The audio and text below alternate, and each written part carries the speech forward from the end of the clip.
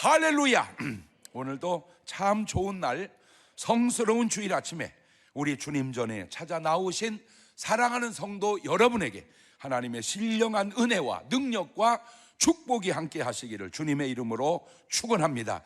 우리 옆 사람과 또한 저와 유튜브에 계시는 분들도 하트 모양으로 인사하실 때 같이 은혜 받게 돼서 정말 반갑습니다. 할렐루야, 반갑습니다. 특별히 오늘은 우리 갈마성전 식구들 할렐루야, 반갑습니다. 감사합니다. 다 같이 두 손을 가슴에 얹고 이렇게 다짐합니다. 하나님께서 보실 때 나는 정말 두고 보기에도 아까운 사람이다. 시작. 하나님께서 보실 때 나는 정말 두고 보기에도 아까운 사람. 그렇습니다. 하나님께서 보실 때 나는 정말 두고 보기에도 아까운 사람입니다. 본문에는 두 사람이 등장하고 있는데 사울 왕하고 사무엘 선지자입니다. 다윗 왕과 사무엘 선지자, 그러면 둘 다 하나님 보시기에 두고 보기에도 아까운 사람이 분명합니다. 그런데 사울 왕과 엘리 제사장, 이러면 둘 다 두고 보기에 아까운 사람이라고 말하기가 어려운 사람들입니다. 그렇다면 사울 왕과 사무엘, 다윗과 엘리 제사장, 이러면 이게 좀 나뉘게 돼요. 그래서 두고 보기에도 아까운 사람도 있고 그렇지 못할 사람도 있습니다. 꼭 부탁드립니다. 바로 이런 경우를 제가 기회라고 여러분에게 말씀드리고 싶은데, 무슨 기회? 내가 혹 하나님 보시기에 두고 보기에도 아까운 사람이 아닌 삶을 산다 할지라도 이런 기회를 통해서 꼭 하나님이 보시기에 두고 보기에도 아까운 사람으로 바뀌어지는 역사가 있기를 주의 이름으로 축원합니다. 그러니까 무언 기회냐? 바뀔 수 있는 교회. 그럼 어떻게? 바로 회개입니다. 집을 나간 탕자와 집으로 회개하고 돌아온 탕자는 같은 사람입니다. 같은 사람이지만 관점이 정반대의 사람으로 살았던 거예요. 꼭 부탁드립니다. 혹시 여러분의 삶이 집을 나간 탕자 같은 삶을 산다 할지라도 회개하고 집에 돌아오시면, 돌아온 탕자가 되면 하나님 보시기에 두고 보기에도 아까웠게 살아가는 사람이 될 터이니 꼭 그런 사람 되시기를 주의 이름으로 축원합니다. 할렐루야. 저 개인적인 깨달음과 의견입니다마는 예수님이 가장 사랑했던 사람을 추천한다면 저는 마리아라고 제가 추천드리고 싶습니다. 바로 이 말씀 때문입니다. 마태복음 26장 13절 말씀, 내가 진실로 너희에게 이르노니 온 천하에 어디서든지 이 복음이 전파되는 곳에는 이 여자의 행한 일도 말하여 저를 기념하리라 하시니라. 예수님이 사람에게 한 말 중에 이렇게 아름다운 말이 또 있을까? 그래서 제가 마리아를 추천하는 거고, 예수님이 가장 좋지 않게 생각한 사람을 추천하라면 저는 가룟 유다라고 말하고 싶은데 바로 이 말씀 때문입니다. 마태복음 26장 24절입니다. 인자는 자기에게 대하여 기록된 대로 가거니와 인자를 파는 그 사람에게는 화가 있으리로다. 그 사람은 차라리 나지 아니하였다면 제게 좋을 뻔하였느니라. 예수님이 사람에게 한 말들 가운데 저보다 더 안 좋은 말이 또 있겠는가? 그래서 제가 그렇게 얘기합니다. 같은 마태복음 26장 11절 차이로 가장 아름다운 사람과 가장 고약한 사람이 대칭을 이루고 있습니다. 자, 그러면 오늘은 이제 구약으로 넘어가서 하나님께서 가장 사랑한 사람은 누구며 하나님 가장 고약하게 생각한 사람은 누구일까? 그걸 따져보면서 은혜를 나누고자 하는데, 이거는 다만 저 개인적인 견해일 뿐입니다. 혹 의견이 다르면 그냥 여러분은 여러분대로 생각하면 됩니다. 자, 첫 번째로 하나님께서 가장 사랑했던 사람들 하고 이렇게 돌아다 보니까 첫 번째로 생각나는 사람이 모세였습니다. 모세. 왜 모세일까? 여러 가지 이유 가운데 아주 특이하게 하나님께서 해준 말씀, 그러니까 제가 지금 사람을 이 사람 저 사람 뽑는 그 원인 중에 하나가 그 사람에게 하신 주님의 말씀, 하나님의 말씀. 말씀이 중요하다. 시작. 그럼 오늘 우리에게로 가져오면 말이 중요하다. 시작.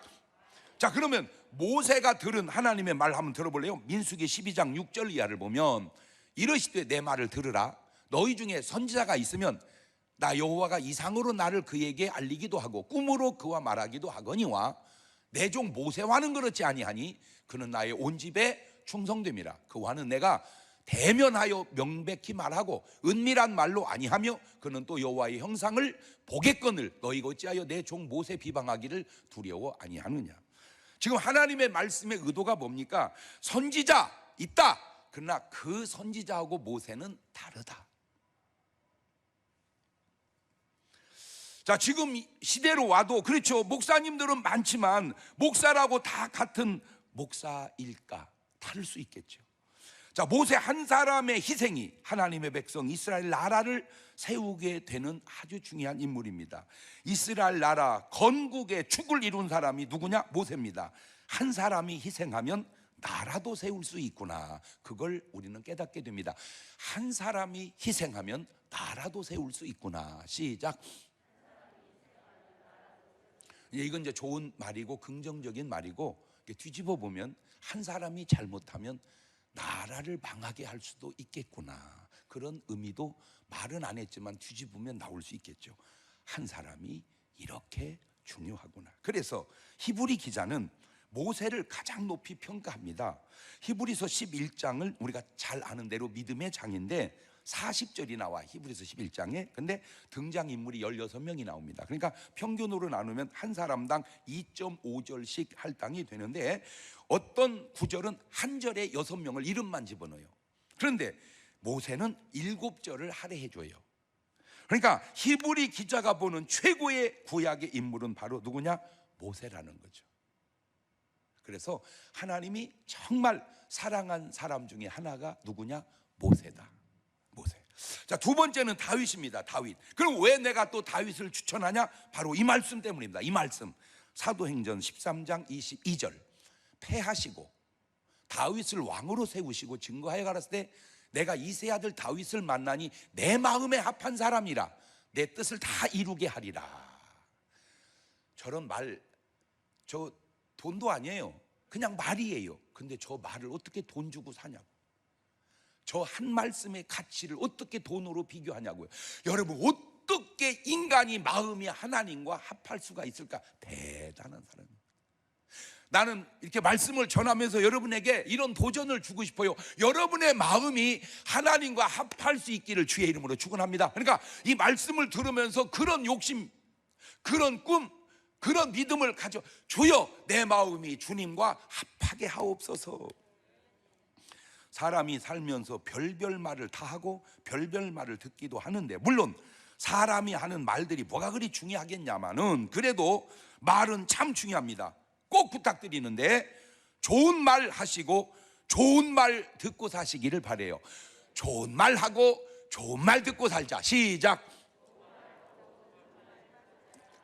하도 중요하니까 한 번 더 해놓읍시다.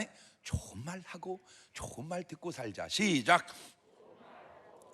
왜 그게 그렇게 중요하냐? 마태복음 12장 36절을 보면 내가 너희에게 이르노니 사람이 무슨 무익한 말을 하든지 심판날에 이에 대하여 신문을 받으리니 네 말로 의롭다함을 받고 네 말로 정죄함을 받으리니. 그러니까 내가 의롭다함도 정죄됨도 뭘로 한다는 거예요? 말로. 그러니 말 잘해야 되겠어? 함부로 말해도 되겠어? 말 잘해야 돼요. 자, 그런데 이 말이 왜 또 중요하냐? 민수기 14장 28절을 보니까 그들에게 이르기를 여호와의 말씀에 나의 삶을 가리켜 맹세하는 너희 말이 내 귀에 들린 대로 내가 너에게 행하리라. 이래서 중요한 거예요. 네 말이 내 귀에 들린 대로 내가 행하리라. 세상 사람들도 이런 걸 어떻게 알았는지 그들이 하는 말 속에 말대로 되는 거요. 그러잖아요. 뭐대로 된다? 그러니 좋은 말 하면 좋게 되고 안 좋은 말 하면 안 좋게 되니 뭐대로 된다? 말대로 된다. 이거 말대로 된다. 다시 부탁드립니다. 꼭 좋은 말을 하십시오. 그리고 좋은 말을 듣도록 사십시오. 이거 믿음의 사람들의, 지금 내가 추천하고 하는 모든 사람들의 특징이 예수님에게 무슨 말을 들었느냐, 하나님에게 무슨 말을 들었느냐, 그게 그 인생의 가치를 지금 결정해주고 있지 않냐, 그 얘기 때문에 그런 거예요. 오늘 이 말씀을 들으시고 한번 여러분 생각해 보십시오. 내가 지금까지 살아오면서 하는 말들은 무슨 말이며 내가 지금까지 살아오면서 들은 말들은 무슨 말인가? 그것이 부부간에라도 뭔 말은 못합니까? 막 막 말을 하지만 이런 말은 해도 안 되고 들어서도 안 되는 말. 내가 정말 실수한 게 너 만난 거다. 이런 말은 해도 안 되고 들어서도 안 됩니다. 그러면 부부간에는 뭔 말을 해야 되고 뭔 말을 들어야 될까요? 이런 말입니다. 여보, 내 평생에 잘한 게 하나 있다면 당신 만난 것 같아. 그런 말은 해도 되고 들어도 좋고. 자, 연습해 놉시다. 왜 웃어? 여보, 내 평생에 정말 잘한 게 하나 있다면 당신 만난 거야. 시작. 안 나와? 그래도 해놓으세요. 그래도. 왜? 아우 목사님 어지간히야 내가 그런 말을 하죠. 그래도 하셔야 됩니다. 왜? 이미 세상 사람도 다 알아서 노래 속에 다 해놨어요. 이제 와서 후회해도 소용없대. 왜? 그래도 바꿔지거든요. 좋아지거든요. 다 그만두고 그냥 우선 뭐부터 바꿔 살자. 말부터 바꿔 살자. 말부터. 그것이 누구와의 관계든, 특별히 하나님과의 관계 속에서 여러분은 꼭 하나님께 좋은 말 하시기를 바라요. 꼭 하나님께 좋은 말 들으시기를 바라요. 꼭 목사님에게 좋은 말 하세요. 그리고 목사님에게 좋은 말 들으세요. 그래서 인간에게 꼭 좋은 말 들어야 될 분 세 분 추천해 드릴게요. 첫째, 엄마입니다. 엄마에게 좋은 말 들으세요. 아이고, 내가 보람이 하나 있다면 우리 딸 낳은 거지 이러면 그 딸은 괜찮습니다. 내가 실수한 게 너 낳은 거다. 더 얘기하지 마세요. 고쳐야 하고 바꿔야 하고 회개해야 됩니다. 두 번째, 선생님에게 좋은 말 들으세요. 내가 교직 생활 40년에 보람이 있다면 자네 같은 제자 둔 거지 괜찮습니다. 자네는 어디 가서 나한테 배웠다고 얘기하지 마소. 빨리 회개해야 됩니다. 더 얘기할 거 없습니다. 그 다음에 목사님입니다. 내 목회에 보람이 있다면 집사님 같은 분이 교인 오고 같이 신앙생활 하는 거지 그거 괜찮아요. 괜찮아요. 귀신들은 뭐 하나 모르겠어. 당신 같은 사람 안 잡아가고 이유여하를 막론하고 회개하셔야 됩니다. 왜? 엄마, 선생님, 목사님은 내가 잘 됐을 때 나보다 더 기뻐할 수 있는 세 사람입니다. 내가 잘 됐을 때 나보다 더 기뻐한다는 게 얼마나 어려운 일인지 아세요? 그런 분들에게 좋은 말을 못 들으면 더 이상 얘기하지 마세요. 더 이상 따질 것도 없습니다. 무조건 내가 지금 잘못 살고 있는 겁니다.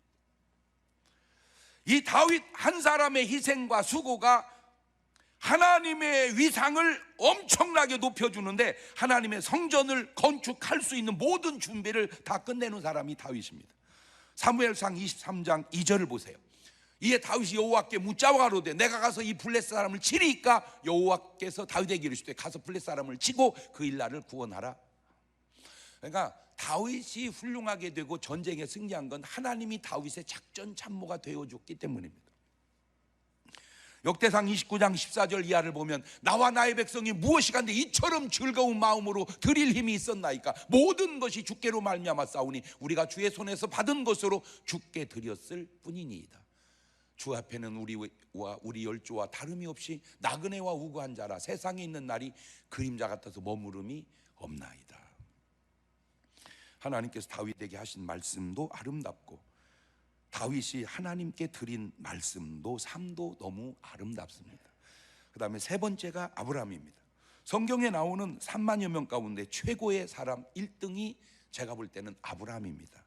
창세기 12장 1절 이하에 있는 말씀 보면 여호와께서 아브라함이 이르시되 너는 너의 본토 친척 아버지 집을 떠나 내가 네게 지시할 땅으로 가거라.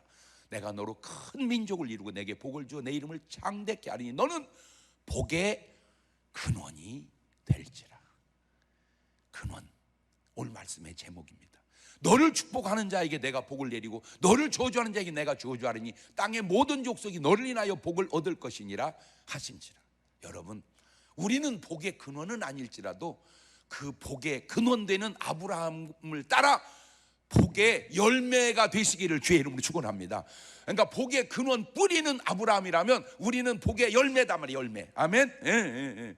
꼭 이 말씀 마음 깊이 새기시기를 바라요. 아브라함은 바로 복의 근원입니다. 그러나 이 정도는 다윗도 했고 모세도 했습니다. 다른 사람도 많이 했어요. 그런데 그 누구도 따라올 수 없는 일을 아브라함 했으니 그게 뭐냐? 창세기 22장 15절 이하에 있는 말씀입니다.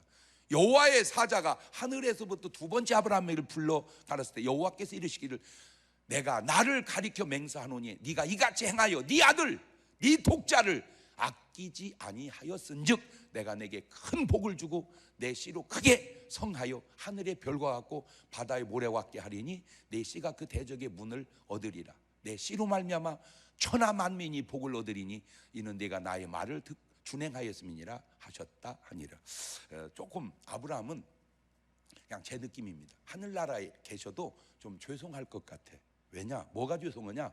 지금 전 세계적으로 보면 예수님보다 인기가 더 좋은 게 아브라함이에요. 뭔 말이냐? 예수님을 믿는 사람만 믿어요. 기독교인들만. 그런데 아브라함은요 기독교인도 존경하지만 유대교도 존경하고 심지어는 이슬람도 존경해요. 투표하면 예수님을 이겨. 누가? 아브라함이. 그 정도로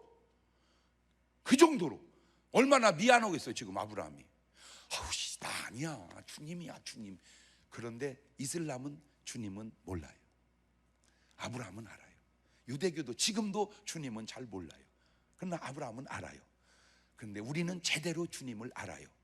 그러니까 어쨌든 그냥 내 느낌이에요. 아브라함이 하늘나라 계셔도 지금 미안할 정도로 엄청나게 하나님의 축복을 받은 사람입니다. 이런 말을 하나님으로부터 들은 사람은 오직 아브라함 한 사람밖에 없습니다. 물론 사람은 말도 듣고 행하는 사람도 있고 행하고 말을 듣는 사람도 있습니다. 그 순서에 어쨌든 꼭 부탁드립니다. 하나님 사랑하고 하나님께 순종하고 하나님으로부터 이런 축복을 받는 여러분 되시기를 주님의 이름으로 축원합니다. 아니나 다를까 구약이 끝나고 신약을 탁 열었더니 첫 페이지 첫 절에 마태복음 1장 1절에 이런 말이 딱 나옵니다. 아브라함과 다윗의 자손 예수 그리스도의 세계라. 우리 주님 예수님 소개하는데 앞에 맨 먼저 등용된 이름이 아브라함이라. 저게 별거 아니라고 생각합니까? 나는 진짜 귀하다고 생각을 해요. 그러니까 그렇게 살아야 된다 그 말입니다. 자, 두 번째, 이제는 하나님께서 가장 고약하게 생각한 사람은 누구일까? 이제 이걸 또 생각을 해봤는데 언뜻 떠오르는 사람이 이 바로가 얼마나 이스라엘을 괴롭혔습니까? 근데 바로도 이게 똑같은 바로가 아니요. 요셉 때 바로와 모세 때 바로가 달라.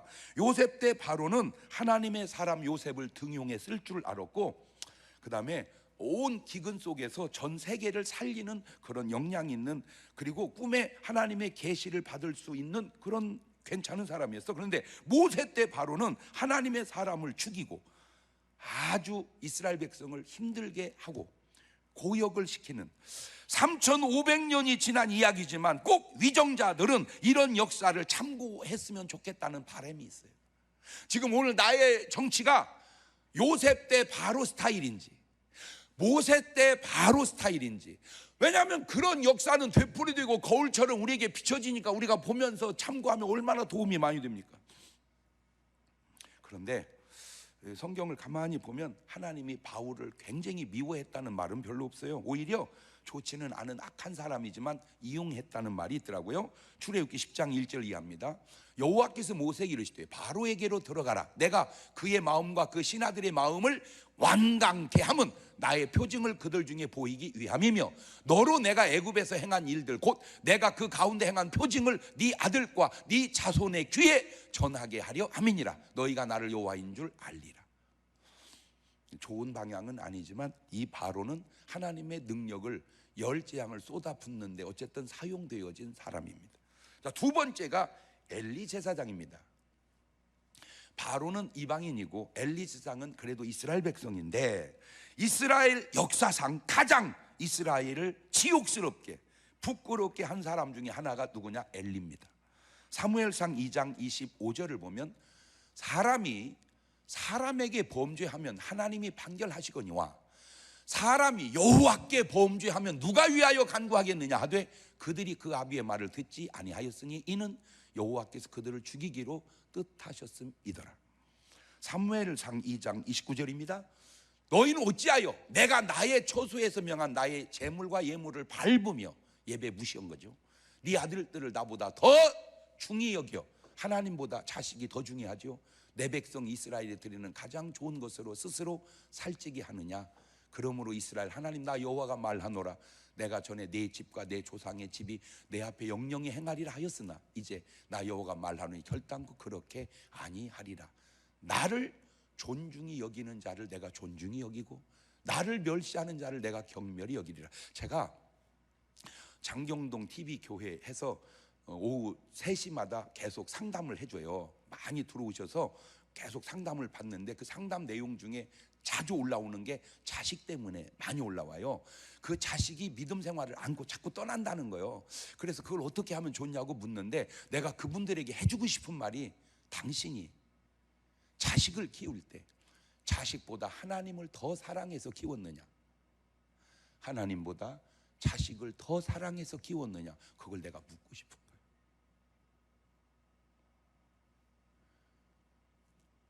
하나님보다 자식을 더 사랑하면 그 자식이 이미 나에게 우상이 되어 가고 있다는 사실을 아세요? 아이고 목사님 나는 어떻게 내가 자식을 더 사랑해요? 하나님을 더 사랑했죠. 벌써 말하는 자세가 틀렸어. 그렇게 말하면 틀린 거예요. 왜? 돈 쓰는 것을 보세요. 비중을 보세요. 내가 하나님을 더 사랑했는지, 자식을 더 사랑했는지, 학원을 먼저 보냈는지, 정상적 예배를 먼저 보냈는지 돌아보세요. 이런 것이 오늘 우리에게 거울이 되지 않냐, 이거 거울이. 하나님보다 자식을 더 사랑한 그 결과가 좋지 않구나. 이게 거울이잖아, 거울. 사무엘상 4장 17절입니다. 소식을 전하는 자가 대답하여로되 이스라엘이 블레 사람 앞에서 도망하였고 백성 중에는 큰 살육이 있었고 당신의 두 아들 홈리와 비느하스도 죽임을 당하였고 하나님의 괴는 빼앗겼나이다. 하나님의 괴를 말할 때 엘리가 자기 의자에서 자빠져 문 곁에서 목이 부러져 죽었으니 나이 많고 비둔한 연고라. 그가 이스라엘 사사가 된 지 40년이었더라. 보세요. 나이 무지하게 많다 해봐야 98살밖에 안 됐습니다. 모세는 120살에도 정정했어요. 저 양반은 앉아있고 모세는 어쨌든 시내산을 올라락 내리락 그러잖아. 왜 앉아 계세요? 걸어다니라니까. 제가 얘기했잖아요. 걸으라고. 힘들어도 걸으라고. 힘들어도 걸으라고. 걷다가 팍 돌아가시라고. 내가 한 얘기가 아니고 의사 선생님이 한 얘기인데 와닿아서 그래 내 마음에. 힘들어도 걸으시라니까. 여러분 걷다가 가는 거하고 누워있다 가는 거하고 솔직히 같아요, 틀려요? 아이고 목사님 어지간해야 걷지요. 그래도 걸으세요. 비틀비틀 하면서 부축을 받고라도 걸으세요. 네, 누우면 좋지 않습니다. 언제 눕느냐? 도저히 더 이상 할 수 없을 때 그때야 어떻게 하겠어요? 그러나 걸을 수만 있다면 걸으세요. 그게 모세와 엘리 집사의 자세가, 모세는 120살에도 시력도 좋고 정정했어요. 그런데 엘리는 98살인데 요즘 말로 말하자면 알라그자야, 알라그자. 흔들으자, 흔들흔들 계속 앉아 있었어요. 그러다가 죽은 거예요. 안타까운 일이죠. 그러면 엘리와 사무엘의 차이는 뭘까? 간단합니다. 말씀과 기도와 회개 차이입니다. 사무엘상 3장 10절입니다. 여호와께서 임하여 서서 전과 같이 사무엘아 사무엘아 부르시는지라. 사무엘아 사무엘아. 저 말을 엘리는 들을 수가 없는 말이었어요. 저 간단한 말이 사무엘아 사무엘아. 이 말은 엘리야 엘리야 이 말이 없어요. 사무엘아 사무엘아 이 말은 사무엘에게는 있는데 엘리야 엘리야 이 말이 없다니까. 이 말이 없어요. 사무엘상 3장 13절입니다. 내가 그 집을 영영토록 심판하겠다고 그에게 이른 것은 그의 아는 죄악을 인함이니 이는 그가 자기 아들들이 저주를 자청하되 금하지 아니하였음이니라. 그러므로 내가 엘리의 집에 대하여 맹세하기를 엘리 집의 죄악은 재물이나 예물로나 영영이 속함을 얻지 못하리라 하였노라. 저 말을 엘리에게 해야 되는데 사무엘에게 하나님이 지금 하고 있다 그 말이에요. 사무엘상 3장 19절입니다. 사무엘이 자라며 여호와께서 그와 함께 계셔서 그 말로 하나도 땅에 떨어지지 않게 하시니, 말 한마디도 하나님은 사무엘의 말을 다 붙들어 줬다 그 말입니다. 뭔 차이인 줄 아세요? 간단합니다. 사무엘은 기도하는 사람이었습니다. 엘리는 기도했다는 구절이 한 번도 안 나옵니다. 사무엘은 주님의 음성을 듣는 사람이었습니다. 엘리는 주의 음성을 들었다는 말이 없습니다. 제가 왜 우리 중문교인들은 매일 말씀 보자고 하는지 그 이유를 이제 아시겠죠? 말씀 보면서 주의 음성을 듣고 살자 그 말입니다. 말씀 속에서. 왜 매일 기도하자고 하는지 이제 알겠죠? 기도 속에서 하나님과 대화하면서 살아가자 그 말입니다. 왜 매일 감사하자 하는지 알겠죠? 매일 감사하면서, 매일 기도하면서, 매일 말씀 보면서 적어도 우리 삶은 사무엘 라인으로 살자 그 얘기입니다. 엘리 라인으로 살지 말고. 세 번째가 사울 왕입니다. 물론 사울 왕보다 더 나쁜 왕도 있을 수 있습니다. 그런데 왜 사울 왕이 으뜸으로 내가 가장 안 좋은 사람으로 치냐? 바로 이 말씀 때문입니다. 이 말씀. 항상 제가 말씀으로 지금 모든 걸 판단하잖아요. 말씀으로. 어떤 말씀? 본문 사무엘상 15장 11절입니다. 내가 사울을 세워 왕 삼은 것을 후회하노니 그가 돌이켜서 나를 쫓지 아니하며 내 명령을 이루지 아니하였음이니라 하신지라. 사무엘이 근심하여 온 밤을 여호와께 부르짖으니라. 사무엘이 사울을 만나려고 아침 일찍 일어났더니 혹이 사무엘에게 고하여 가로되 사울이 갈멜에 이르러 자기를 위하여 기념비를 세우고 돌이켜 행하여 길갈로 내려갔다 하는지라. 여러분, 하나님이 어떤 분입니까? 민수기 23장 19절 보면 하나님은 인생이 아니시니 시건치 않으시고 인자가 아니시니 후회가 없으시도다. 어찌 그 말씀하신 바를 행치 않으시며 하신 말씀을 실행치 않으시겠느냐. 하나님은 인생이 아니시니 후회가 없으시는 분이에요. 그런데 그 하나님을 후회하게 만든 사람이 누구냐? 바로 사울입니다. 후회를 모르는 하나님을 후회하게 만든 사람, 부정적인 걸 모르는 하나님을 부정적인 면을 보게 한 사람. 그러면 후회 않는다고 해놓고 왜 또 후회는 했다고 그러느냐? 이제 이 말이 상충되니까 이 말을 기록한 사람이 누구냐? 사무엘입니다. 제가 생각할 때는 사무엘이 하나님의 심정을 보고 그렇게 말한 것 같아요. 하나님이 후회하시겠구나.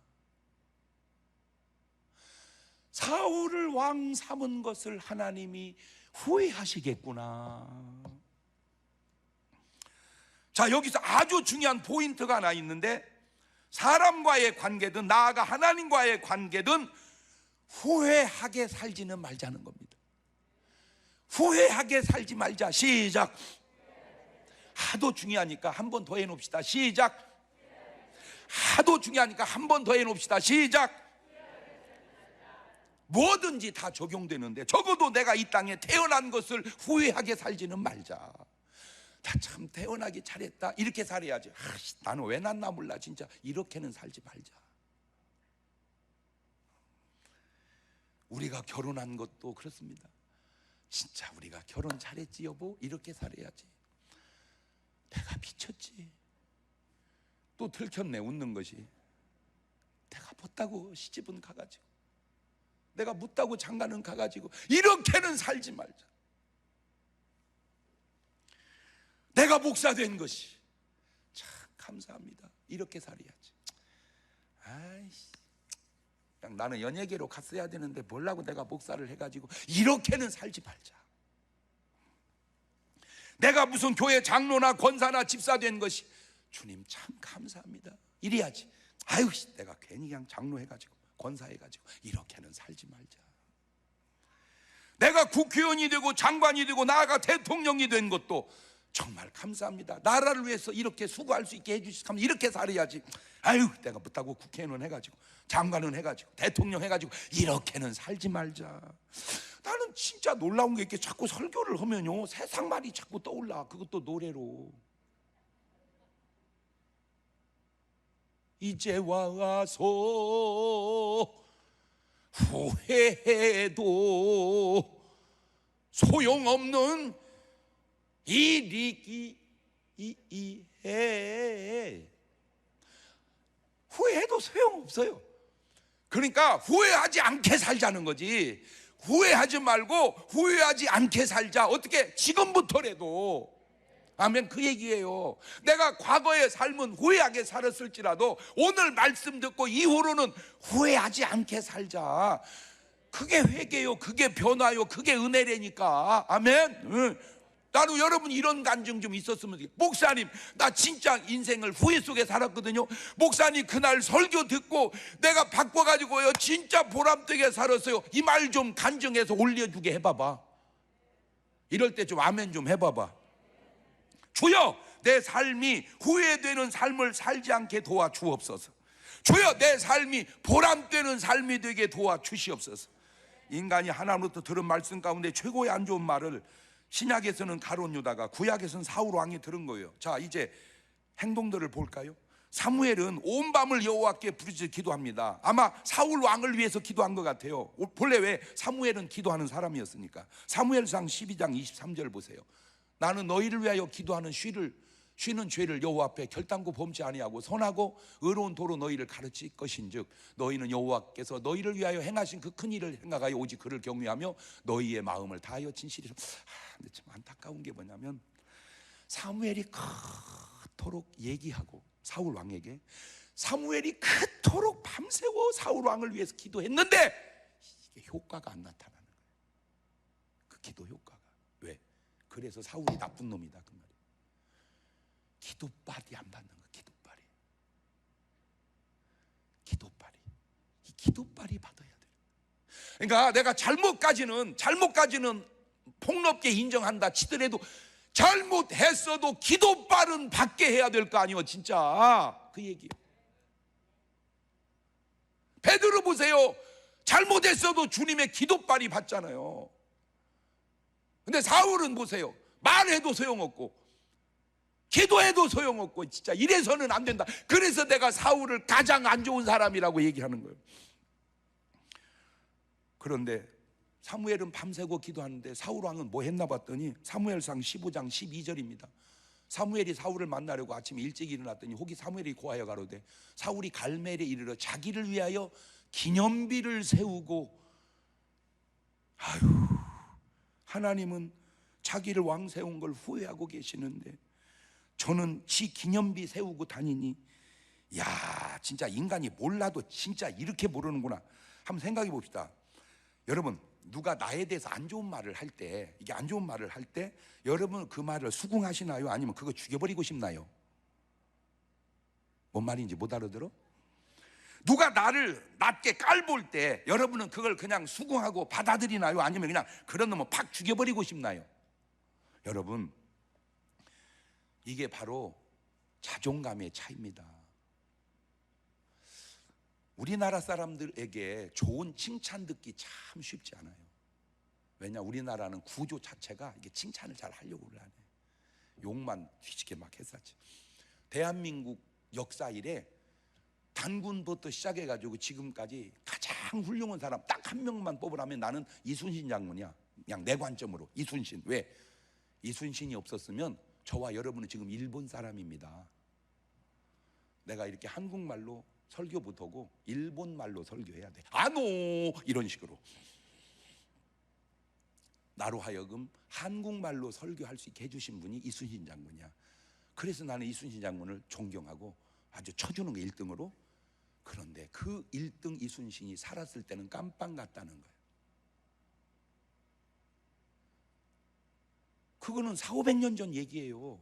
아주 무지할 때. 근데 2000년이 지난 지금도, 예수님 당시부터 지금까지 2000년이고 임진왜란부터 지금까지 400~500년이 지난 지금도 대한민국 역사는 다 깜빵을 가. 이것이 꼭 잘못해서만 그런 거냐, 그런 관점으로 봐서만 그런 거냐. 근데 하나 물어볼게요. 대한민국 온 역사를 통틀어서 욕 안 얻어먹을 사람이 누구요?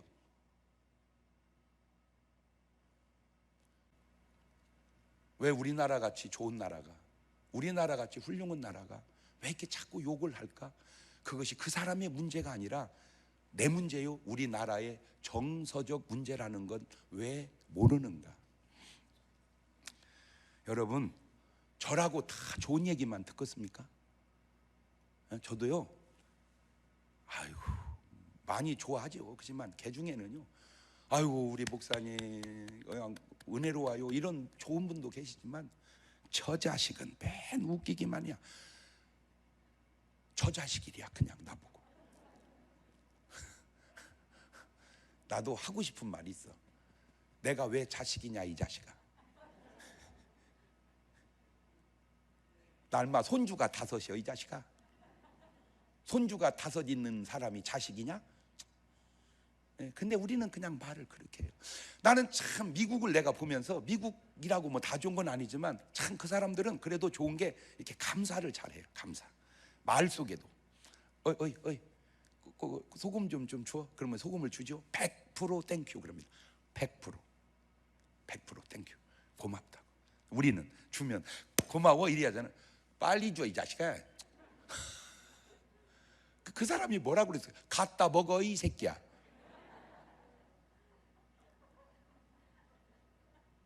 이게 방송 용어는 아닌데 그냥 우리가 일반적으로 쓰는 말이에요.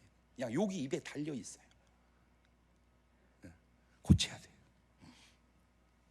여러분, 그냥 누가 날 좀 깜보면요, 그냥 뭉개고 가세요. 그걸 그냥 그러려니 하고. 왜?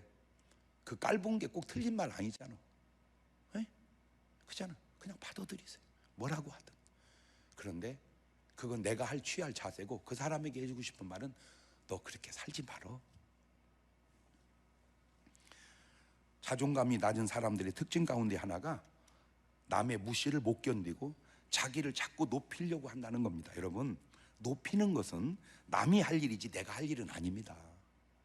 높이는 것은 남이 할 일이지 내가 할 일이 아니다. 시작. 동상을 세우는 일은 남이 할 일이지 내가 할 일은 아니다. 근데 아세요?